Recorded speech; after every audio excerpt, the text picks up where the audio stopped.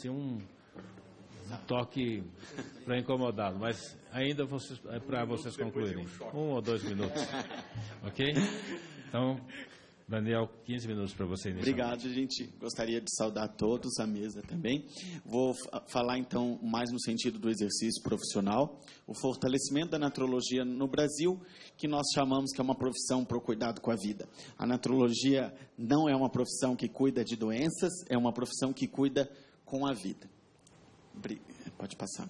Então, na minha apresentação, a gente vai abordar características do exercício profissional das profissões regulamentadas e não regulamentadas que utilizam as práticas, contextualizar a natrologia e as práticas integrativas no mundo e no Brasil e discutir potencialidades deste profissional naturólogo.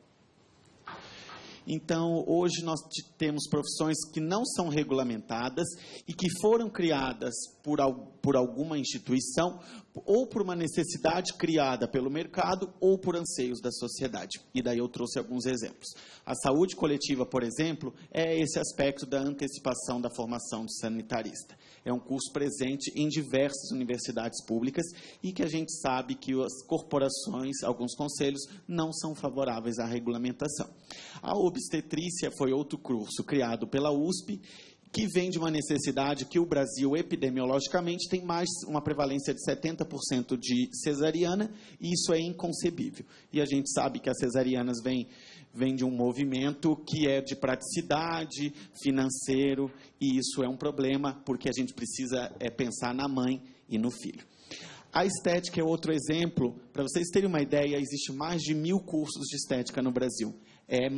O número é praticamente maior do que de todas as profissões regulamentadas. Então, hoje, é uma área que foi criada por uma necessidade do mercado. E a gente percebe que vários profissionais trabalham com a estética, desde o dermatologista, o cirurgião plástico, o fisioterapeuta dermatofuncional e também o biomédico e outras profissões. E também temos outro curso, que é a gerontologia, que está presente em universidades federais e vem de uma necessidade que o Brasil está envelhecendo. E a gerontologia também é uma especialidade de outras profissões. Pode passar. Então, a gente tem outros exemplos que não vou elucidar, como a quiropraxia, musicoterapia, podologia, radiologia, oftálmica, optometria. E vou falar, então, a natrologia, que é o tema que eu sou naturólogo, né? Então, o que acontece? Hoje a gente tem diversos cursos das profissões regulamentadas, mas muitas profissões o mercado está saturado. Então, a gente também a gente pode levar uma pessoa a fazer um curso que está fadado ao fracasso. Por exemplo, o desemprego alto nesses profissionais, né? Por exemplo, até a própria medicina, que é garantido que a pessoa vai fazer medicina porque é garantido o emprego. Eu sou mineiro, eu tinha um sonho, que era cuidar das pessoas, mas cuidar das pessoas de uma forma diferente. Então, eu larguei tudo há 13 anos atrás e fui fazer natrologia no sul do país e hoje acredito que a minha escolha foi uma escolha certíssima, porque a cada dia sou mais apaixonado.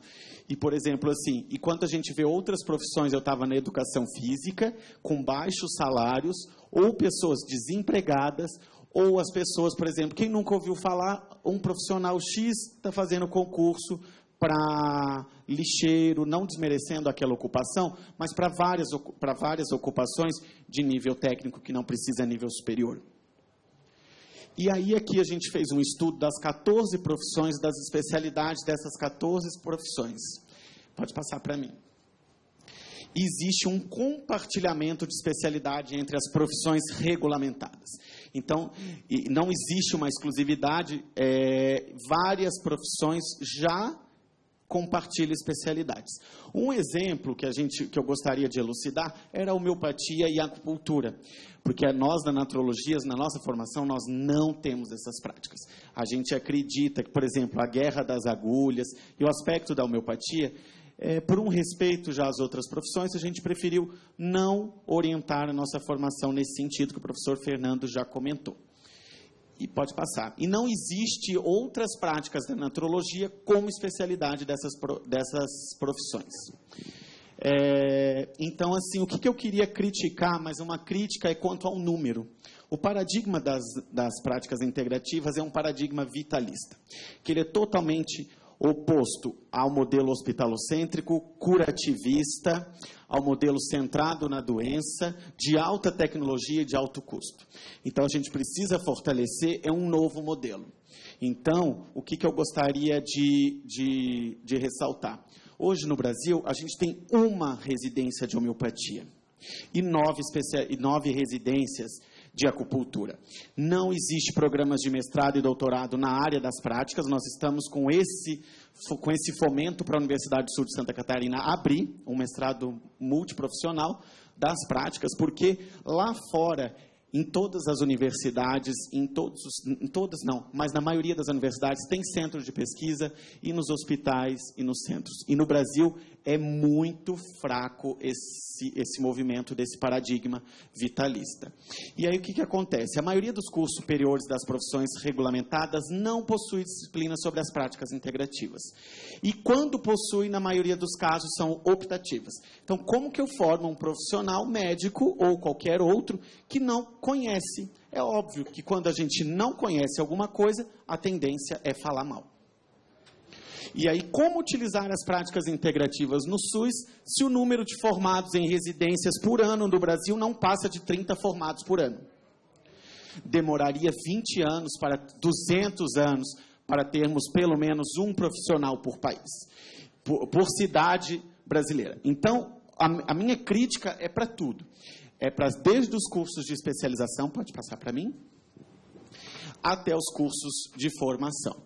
E como é que é feito o trabalho no SUS hoje? Então, temos um curso de acupuntura em Florianópolis, 50 horas, vinculado a uma universidade federal, e aquelas 50 horas, o médico ou qualquer profissional, ele acredita que está capacitado para aplicar a acupuntura, sendo que a acupuntura na China é uma graduação de nível superior, e a Organização Mundial de Saúde pede no mínimo 1.200 horas. E o curso de fitoterapia de 30 horas. Com 30 horas não dá tempo nem de ensinar as pessoas a fazer chá, dependendo. Pode passar. E o que acontece nesse sentido? Descontextualiza as práticas e expropria o conhecimento. Então, isso não é saudável, porque essas práticas, o que elas têm de diferencial? Não é trocar omeprazol por espinheira santa e, por exemplo, paracetamol pelo ponto IG4 da acupuntura. Essas práticas têm todo um paradigma e uma visão diferente de olhar o indivíduo. Então, essa descontextualização não contribui muito para o fortalecimento. Então, qual que seria o fortalecimento? O aumento de número de especializações para todas as profissões, criação de mestrado e doutorado na área e criação e fortalecimento de cursos superiores. Por exemplo, a musicoterapia também já está lutando nessa casa há muito tempo pela regulamentação da profissão. A arte-terapia também e a naturologia. Então, a gente precisa fortalecer as profissões que são do paradigma vitalistas, que estão preparadas também para cuidar da vida e da saúde das pessoas e não com a doença. A naturologia, então, é mais uma profissão com esse paradigma. Se a profissão for regulamentada, esse profissional pode compor equipes multiprofissionais na área de práticas integrativas, juntamente com outros profissionais. Então, por exemplo, temos o centro de referência lá do Amapá, que são mais de 150 profissionais que trabalham com as práticas integrativas. Nesse centro, a gente tem naturólogo, médico homeopata, fisioterapeuta acupunturista, nutricionista fitoterapeuta, musicoterapeuta e dentro as diversas outras profissões. Então, a naturopatia, a naturologia, não como algo que quer as práticas, mas como um sistema de tratamento e de ver o indivíduo de uma forma diferente e também uma filosofia e um estilo de vida. É muito diferente. As minhas escolhas, elas não é só para a doença. A minha escolha é para a vida. Então, eu tenho uma vida num lugar mais tranquilo e todas essas diferentes que contribuem para a saúde, consequentemente. Aqui a gente tem um artigo que todo mundo teve acesso, a Naturologia no Brasil, Avanços e Desafios, e nesse artigo, pode passar, a gente tem a definição da naturologia como um conhecimento da área da saúde embasado na pluralidade de sistemas terapêuticos complexos vitalistas, que parte de uma visão multidimensional do processo vida, saúde e doença e utiliza da relação de interagência. Para nós, o diferencial não é as práticas. Para nós, o diferencial, o que nos diferencia do profissional, que também pode trabalhar, por exemplo, com planta medicinal, que é diferente de fitoterapia, como o professor Fernando falou, é a relação de interagência. Né? Então, isso é o nosso diferencial, porque com prática todos os profissionais já trabalham. Pode passar. Na formação acadêmica de naturologia, o profissional não é formado para trabalhar com homeopatia, nem acupuntura, nem medicina antroposófica. Este profissional utiliza outras práticas integrativas, por exemplo, como as terapias contemplativas, terapias mente e corpo, terapias das tradições, ventosa, moxa-bustão, que são práticas da Unani, da Ayurveda e da chinesa. Recursos expressivos, entre outras práticas. Pode passar? A formação é voltada para o paradigma da promoção e não para um paradigma curativista e prevencionista. Então, assim, na reserva de mercado, os outros profissionais estão voltados para o modelo mais focado na doença. A naturologia é algo mais amplo, é algo para a vida e para a saúde. Não que os outros profissionais também não tenham, mas é porque a visão deste profissional ela é diferente. Depois nós vamos passar um vídeo para poder vocês terem isso melhor. Tem uma visão ampliada do processo vida, saúde e doença, focado no estilo de vida, no bem-estar e na qualidade de vida, e o aspecto da relação de interagência. Então, existe também outro mito, que essas práticas não são científicas, ou que a naturologia não é científica e que não tem impacto na saúde humana. Então, por exemplo, a gente pode destacar a Cochrane, que é o maior centro de referência de evidência na área da saúde. Ela tem um departamento que estuda essas práticas, que fica em Maryland. Outro exemplo existe 96 periódicos científicos da área das práticas indexados. Então, ou seja, a produção de conhecimento científico não falta. E são estudos de efetividade, ensaio clínico, revisão sistemática e sociológico. A gente tem inúmeros periódicos científicos da área, desde editoras consagradas como a Elsevier, a BMC e dentre outras. Pode passar? E a gente tem a Caderno de Naturologia e Terapias Complementares, que já está com o Qualis da CAPES e que recebe artigo de universidades do mundo todo e do Brasil também. Pode passar. Então, também aqui tem alguns exemplos. Eu destaco a número 2, que tem aquele artigo que elucida a naturologia. Pode passar. Então, também um aspecto sobre o referencial teórico próprio. A naturologia, na sua formação, tem as ciências biológicas e da saúde como comum aos outros cursos. E tem um diferencial, que é muitas disciplinas das ciências humanas e sociais. E essas disciplinas das ciências humanas e sociais vão trazer essa visão ampliada. E dentro do escopo exclusivo, a gente tem as teorias da naturopatia, da relação de interagência e dos conhecimentos tradicionais. Os avanços, nós temos o nosso projeto que está em trâmite, o reconhecimento da ocupação, o Dia do Naturólogo, que já é lei em alguns lugares, cidades com concurso para naturólogo, interesse de abrir naturologia em outras universidades e também a possibilidade de ampliar a política nacional de práticas, que é incluindo a naturologia como uma prática. Né? E eu acho que isso até fica interessante para os outros profissionais, porque a naturologia ela também é um sistema de tratamento, como a medicina tradicional chinesa e a homeopatia. Inserção do naturólogo no SUS, participação da frente parlamentar, um aumento considerável de naturólogos mestres e doutores. Então, por exemplo, temos doutores em todas as áreas do conhecimento, antropologia, neurociências, medicina, enfermagem, porque nós não temos mestrado na área, nós temos que ir para outras áreas buscar o conhecimento. Pode passar. E aí as práticas integrativas complementares. A Organização Mundial de Saúde tem essas duas publicações, que é a Estratégia da Organização de 2014 e um Atlas Global. O uso dessas práticas, então, é muito alto em países em desenvolvimento e em países desenvolvidos. Então, por exemplo, tem países que o uso dessas práticas é mais de 70%. E no Brasil, o uso é bem menos que 10%. A utilização nos Estados Unidos, por exemplo, 33% da população adulta utiliza e 11% das crianças. As práticas mais utilizadas são as práticas mente e corpo, como a yoga, a meditação, a massagem, quiropraxia. Então, aqui pode passar. A formação universitária é um gráfico que fala dos países membros que têm formação em alguma técnica. Pode passar. O Fernando já falou desses aspectos, que a Organização Mundial de Saúde tem diretrizes para as formações, dentre elas da naturopatia. A regulamentação apenas em 43% dos países. Os gastos, para a gente saber se não é de interesse das pessoas, 34 bilhões são investidos pelos norte-americanos nessas práticas. Então, é muito dinheiro investido ali na parcela gasta com saúde. Pode passar. Os gastos, então, os gastos maiores são com suplementos naturais e outros tratamentos, mas também a gente percebe de outras práticas. E aqui agora, então, vou colocar um vídeo do Rodolfo Hermida, que é consultor da Organização Pan-Americana de Saúde.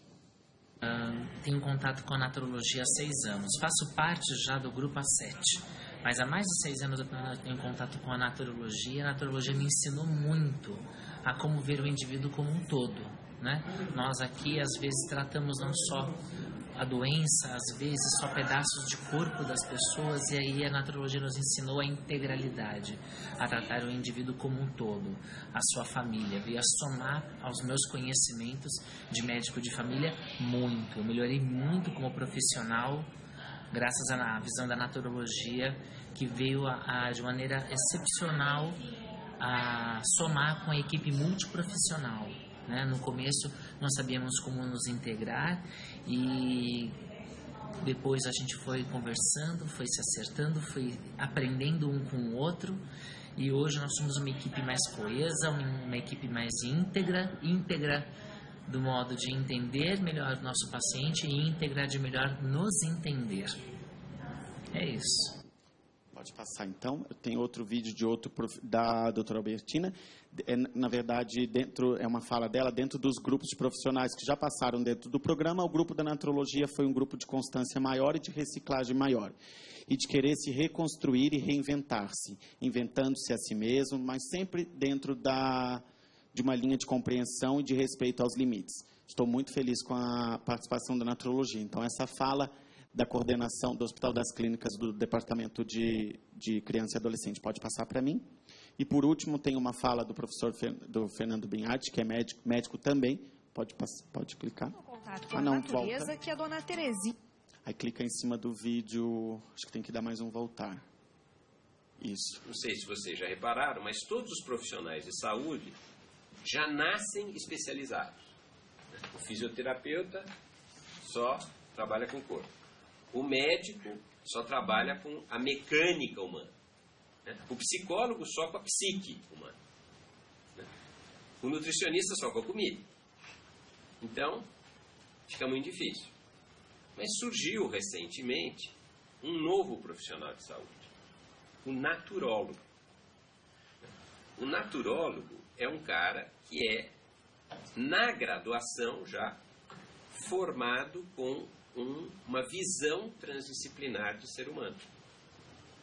Então, apesar de ele não ser, digamos, especialista em nada, nem poderia, ele tem uma facilidade de ver a pessoa na sua totalidade. Ele foi treinado para isso. E por último, então, é um vídeo de 40 segundos que traz uma interagente falando da vida dela. 79 anos, encontrou inspiração para restabelecer a saúde. Com problemas emocionais e com diagnóstico de fibromialgia, uma síndrome que se caracteriza por dores crônicas no corpo, ela recorreu à naturologia para aliviar a tensão.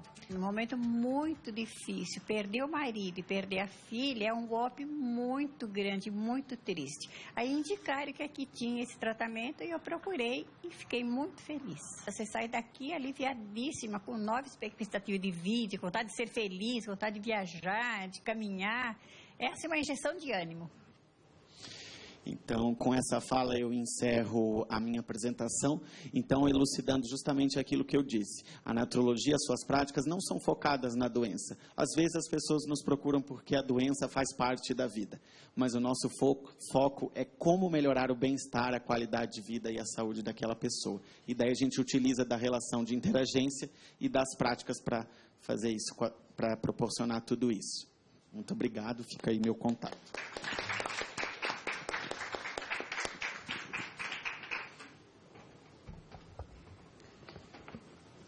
Obrigado, Daniel.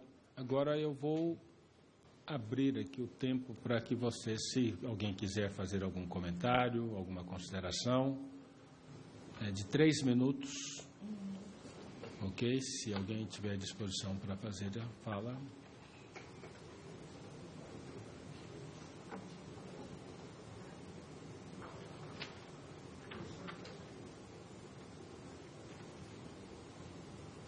Ninguém?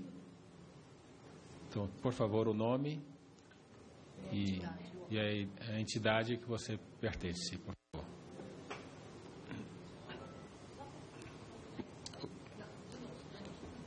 Alô. Isso. Bom, meu nome é Caio, eu sou coordenador do curso de Naturologia da INB Morumbi, né? Acabei de assumir a coordenação desse curso, também tenho mestrado em saúde pública, tenho uma história dentro da saúde pública, né? Há 7 anos eu estou inserido dentro do ambulatório multiprofissional, né? E estudo isso, assim, toda a minha vida até então é dedicada ao SUS, né? Eu acredito muito no sistema de saúde, sou apaixonado por isso e faço questão que a universidade tenha o maior número possível de estágios dentro do sistema de saúde. Eu acho que isso é fundamental.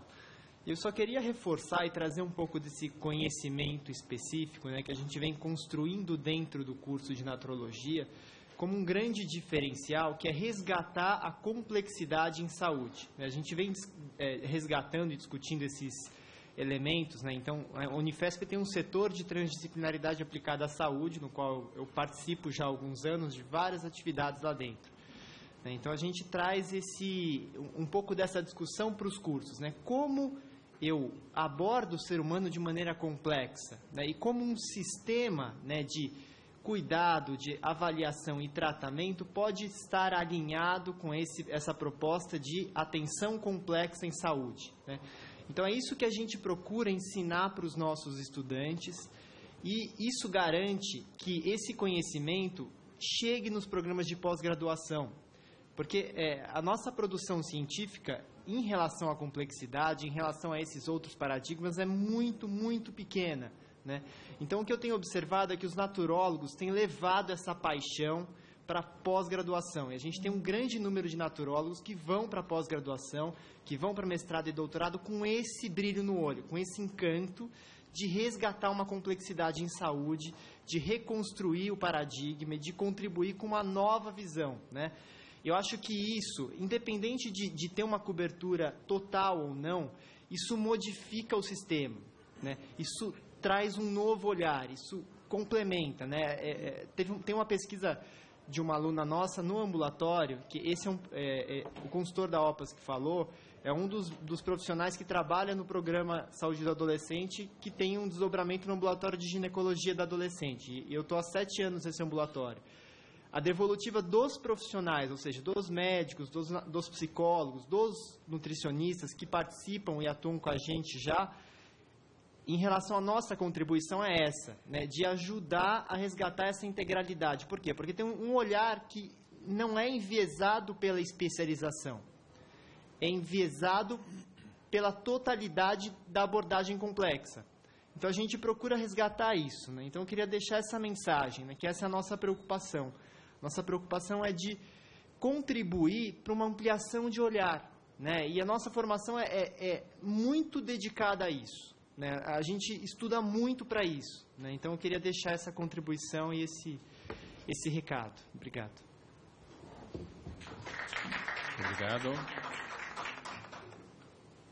Mais alguém? Quer falar?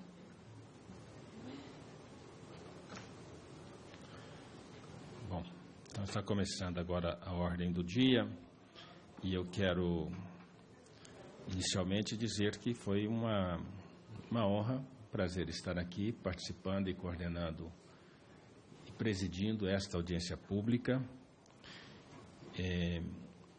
O Ministério da Saúde, que está aqui representado, tem uma função muito especial, né, determinada pela presidenta Dilma, de investir ainda em mais médicos e mais especialidades. Talvez com esta audiência pública você pode, Eider, levar para o Ministério que não se trata aqui de uma nova especialidade, que foi colocada, acho que com muita clareza. A especialidade é o ser humano, é uma visão muito mais holística, muito mais universal, mas que cabe dentro de um procedimento de cuidar das pessoas e de bem cuidar das pessoas. Talvez tratar dessa questão de ampliar a formação nas nossas universidades, nas nossas escolas, E também não é só nesse espaço, pelo que você colocou aqui. Esse conhecimento, ele precisa também ser compartilhado para que ele possa ser efetivo. Ele não pode ser uma propriedade de alguns ou de centenas de pessoas. Quanto mais for apropriado pela comunidade, pela sociedade, mais efetiva é a sua transformação em práticas promotoras da vida, da qualidade de vida, da vida saudável. Então, mais implica num procedimento que também, levado para as universidades, para as escolas, mas compartilhado para a sociedade, nos conduz para uma mudança de cultura.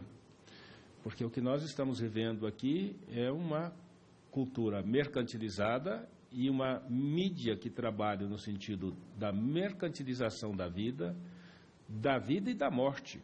Porque para morrer hoje também custa muito caro nesse país. E às vezes é para morrer sem dignidade. Porque para morrer com dignidade, nós poderíamos pensar uma situação em que a gente não tenha que aplicar e que vender tantas situações e tantas práticas absolutamente dispensáveis. A morte com dignidade está no acolhimento, na presença da família, na presença das pessoas queridas, numa condição de acolhimento, de cuidado, mais do que de intervenções absurdas, né? Você meter uma cânula na traqueia, várias agulhas na veia, várias intervenções para dizer que a pessoa tem que morrer dentro de uma UTI, dentro de uma CTI, com medicamentos, isso não é digno, isso não é dignidade. Mas custa caro. Então, essa questão merece uma ação muito consistente nossa. E eu também considero que nós temos que, e vocês mostraram aí com muita propriedade, que há uma distorção, aliás, você coloca no processo de formação, onde que há concentração de muita gente formada para poder vender determinadas práticas, para poder mercantilizar determinadas práticas que não são nem sempre as mais saudáveis, e falta gente para cuidar de outras ações que são absolutamente necessárias. Não é aceitável que o ato médico seja um processo de reserva de mercado profissional, de atividade profissional, quando nele podem ter outras intervenções extremamente positivas, colaborativas, complementares e que não são próprias do médico, não são do médico. Por exemplo, o parto não pode ser considerado e não pode ser colocado como um ato médico. O ato médico pode existir e deve existir quando adequado e quando exigido para que o parto seja realmente uma atividade, um ato celebrativo, né, de preservação da vida, de promoção da vida, de recuperação da vida. Só nessa condição. Por isso mesmo, o médico deve estar presente, como o pediatra deve estar presente em todos esses momentos. Mas é também necessário que estejam presentes outros sujeitos desta história, desse momento, inclusive da própria família, das próprias pessoas em que a mãe, naquele momento, ela pode escolher e possa querer estar no seu entorno com outras pessoas que lhe dê segurança, conforto, tranquilidade, até alegria.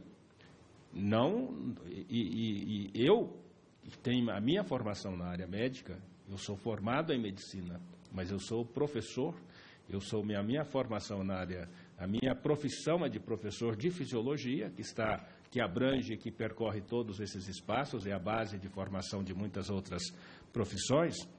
Eu não posso admitir, né, a cesariana como sendo algo aceitável quando ela não é adequadamente, não há uma indicação correta. Não pode ser um ato para conforto nem do profissional e nem da própria mulher. Porque tem um discurso aí que a mulher é dona do corpo, então ela pode optar. Eu digo que optar para uma condição em que ela se coloca em risco, e mais, ela coloca em risco que não é dela, porque o filho não é uma propriedade da mãe, né? E que a cesariana praticada principalmente de maneira programada, sem uma indicação correta, ela compromete a vida, ela compromete a saúde da mãe e compromete a saúde da criança. E compromete a saúde não é só naquele momento. Quantos são os dados que nós temos mostrando que as crianças sofrem uma série de consequências de doenças a posterior, principalmente alergias, né, questões respiratórias, em função de um parto prematuro, de uma cesariana. Então, isto não pode ser considerado como algo normal e como uma ação que seja justificável. Nós temos que fazer investimentos no sentido de promover a vida. Outras questões importantes, e vocês demonstram aqui, existem práticas simples, práticas vitalistas que custam muito menos, embora seja um investimento interessante, que está sendo colocado aí, ou seja, entrar nesse campo também é um campo em que a pessoa possa merecer, né, a sua remuneração digna. Entrar nesse campo, nós podemos ter uma relação de custo-benefício muito mais interessante, onde a vida possa ser promovida, possa ser preservada, possa ser recuperada, numa condição em que o custo é muito melhor e muito menor do que uma intervenção quimicamente extremamente cara. Existem alguns tratamentos que são caros, e que mesmo, e nós estamos trabalhando aqui para isso, que a gente consiga mais recursos no setor de saúde, e esses mais recursos são alguns bilhões ou algumas dezenas de bilhões de reais a mais, nós não vamos resolver o problema definitivo das necessidades financeiras para cobrir a atenção à saúde. Então, nesse sentido, é preciso que a gente encontre alternativas que sejam mais interessantes, mais efetivas, para não tornar tão caro a vida das pessoas.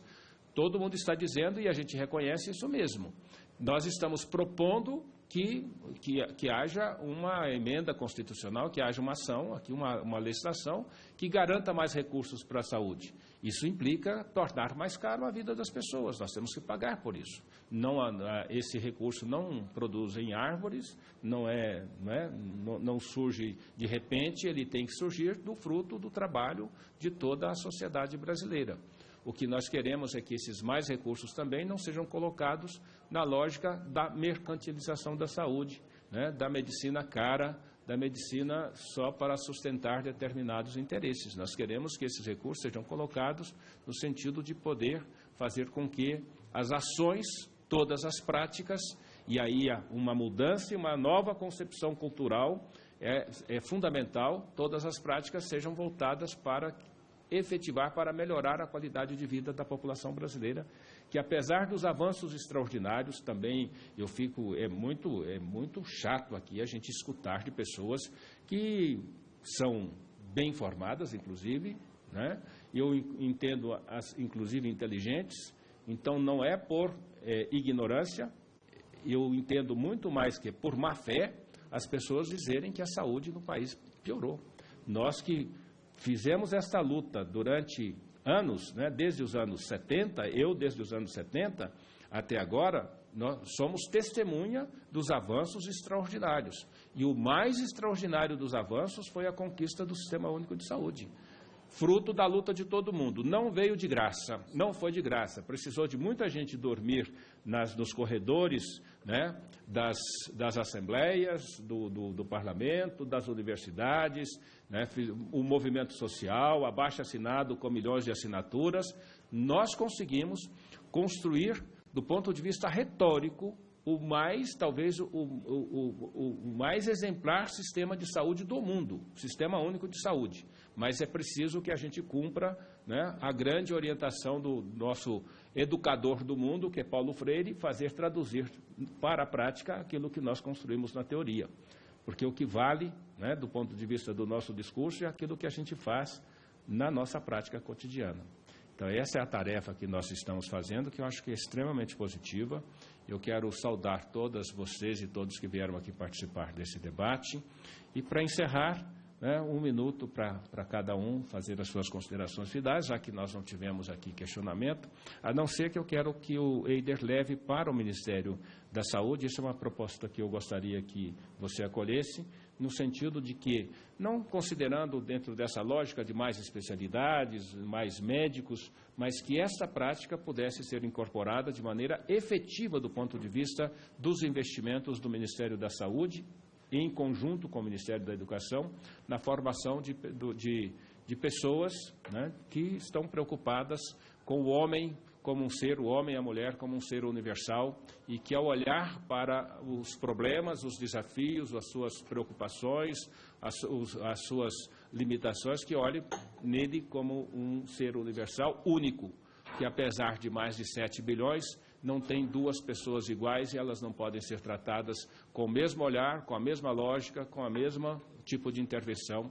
E eu vejo que o que vocês trazem, essa visão universal, né, holística, ela tem um sentido muito significativo na construção de uma nova sociedade mais fraterna, mais igualitária, mais equilibrada, em que as conquistas que nós tivemos até hoje, elas possam ser compartilhadas por todos e cada ser humano, cada pessoa aqui no nosso país. O nosso Brasil merece, na realidade, uma situação melhor. Estamos vivendo um tempo de muita preocupação, porque apesar de estarmos trabalhando muito intensamente aqui na Câmara, no Congresso Nacional, esse trabalho está sendo dedicado em grande parte para darmos um salto para o passado, para a volta ao passado. Porque o que nós estamos vendo, que muito do que nós estamos votando são propostas que estavam nas gavetas deste Congresso, que deveriam estar não voltando, não ser ressuscitadas, deveriam ter sido enterradas, mas estão sendo ressuscitadas agora em nome da eficiência parlamentar do nosso trabalho, e que eu fico extremamente preocupado. Reduzir a idade penal para julgar os nossos jovens em nome de combate à violência, produzir a terceirização, não são práticas promotoras da vida e do desenvolvimento e da dignidade humana, e são práticas que estão exigindo muito esforço e muito tempo da nossa vida aqui no Congresso Nacional. Mas esse é o nosso tempo de crise, mas que haverá de sendo tempo de crise também tempo de oportunidades para nós mudarmos a realidade do nosso Brasil. E eu quero agradecer a vocês todos, então vou retornar aqui inicialmente ao Eider para fazer a sua consideração final. Tá, queria então agradecer a todos os palestrantes, foi muito interessante participar dessa mesa, aprendi um bocado. Queria só, respondendo então ao deputado, o entendimento é, como eu falei antes, das práticas que nós discutimos aqui, a perspectiva, o paradigma, a identificação e a atuação de uma maneira integral no ser humano, enfim, um conjunto de questões foram muito bem colocados, é uma prioridade do Ministério da Saúde e do Ministério da Educação. Isso, por exemplo, você trouxe, né? Nas diretrizes curriculares, as diretrizes curriculares apontam para isso. Recentemente, a gente estava discutindo com o reitor da Universidade Federal do Sul da Bahia, onde na Universidade Federal do Sul da Bahia você tem o bacharelado interdisciplinar, onde os estudantes, a princípio, eles vão ser profissionais de saúde. Eles não fazem o vestibular para uma profissão específica. Dali, eles podem se tornar médicos, enfermeiros, nutricionistas, etc. O que são algumas questões interessantes, deputado, lá nessa Universidade Federal do Sul da Bahia? Primeiro, o estudante ele entra na faculdade e ele não entra assim, eu estou fazendo aqui uma atividade multiprofissional, mas eu sou médico, você é nutricionista, e eles já vão se especificando até pelo lugar social dessas profissões, né? Então é interessante que eles estão juntos e lá eles fazem as escolhas, uma escolha muito mais orientada. Segundo, que nessa universidade eles têm várias disciplinas que tentam trabalhar justamente com essa perspectiva, inclusive disciplinas que não trabalham só com a perspectiva racional, elas trabalham com a dimensão mais afetiva e tem uma que chama sensibilidades do humano, então eles vão trabalhando com vários desses elementos. Então eu estou dando esse exemplo só para dizer que essa perspectiva, ela é uma perspectiva sendo adotada pelo Ministério da Educação e é uma perspectiva reforçada pelas políticas que eu coloquei do Ministério da Saúde. O Ministério da Saúde tem apontado para a universalização, para a ampliação dessa perspectiva, através das políticas nas quais os profissionais de saúde desenvolvem essas práticas. Embora você tenha trazido o dado das residências, mas a maior parte da formação não é feita através de residências, né? Ela é feita através de especializações, tanto de universidades públicas quanto de universidades privadas, e algumas não pelas universidades. Por exemplo, a gente tem vários projetos de especialização com os acupunturistas de Minas Gerais, e eles fazem cursos de formação, agora na Mostra Nacional de Saúde da Família teve. Então, debatemos aqui, a gente vai continuar discutindo e refletindo lá no Departamento de Gestão de Regulação da Educação, Trabalho e Saúde, mas, por hora, a percepção da estratégia do Ministério da Saúde é ampliar essas práticas de modo que elas possam acontecer na atenção básica, no Sistema Único de Saúde, nos núcleos especializados, e para que a gente consiga avançar nessa perspectiva, efetiva, ela tem sido não necessariamente com a criação de uma profissão, ela tem funcionado com a incorporação dessas práticas nos profissionais que já estão nos serviços, né? Mas nada impede que a gente continue fazendo a discussão. Achei muito importante, queria parabenizar vocês, tanto pelo conhecimento quanto pela paixão que vocês debatem e que vocês têm construído isso nos espaços de formação. Muito obrigado.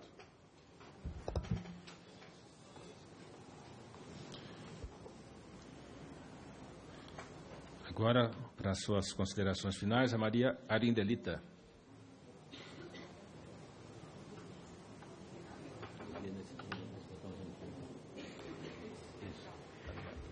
Primeiro, parabenizar o grupo, né, porque eu acredito sempre na militância. A gente precisa ser técnico, conhecimento e também coragem para vir para essa militância, né? Dizer que o Conselho de Saúde, nós estamos nessa defesa do Sistema Único de Saúde por entender que é um patrimônio da sociedade brasileira e que, nesse momento, a gente está colocado em risco se não conseguirmos ter essa situação do financiamento. E não é só por ser trabalhadora do SUS, é por um entendimento de ter uma militância de que acredita que a gente pode fazer um Brasil mais justo, igualitário, pelo menos nesse direito da saúde. Deputado, foi um prazer tê-lo aqui conosco, sob sua coordenação.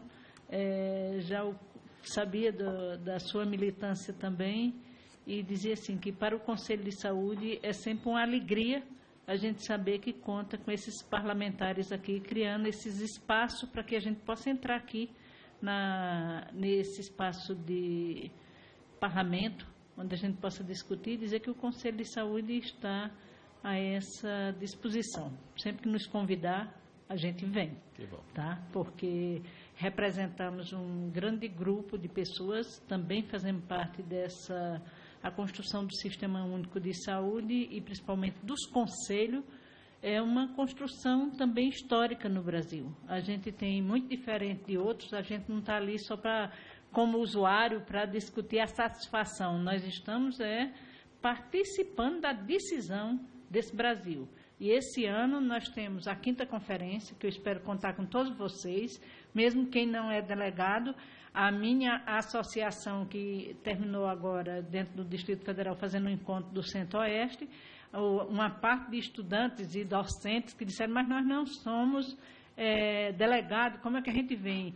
A nossa presidente abriu a nossa entidade, vamos fazer no dia 30 um acampamento e vamos ficar como a gente sempre ficou, chutando porta para entrar lá no Conselho. Eu tenho um crachá, mas aí os outros vão estar junto e eu vou estar junto com eles nessa briga, principalmente em defesa do Sistema Único de Saúde e da questão do financiamento. Tá? Muito obrigada por sua militância. A gente conhece o seu trabalho. Obrigada. Vamos juntos. E vamos vencer. Não é? Sem esmorecimento. É isso aí.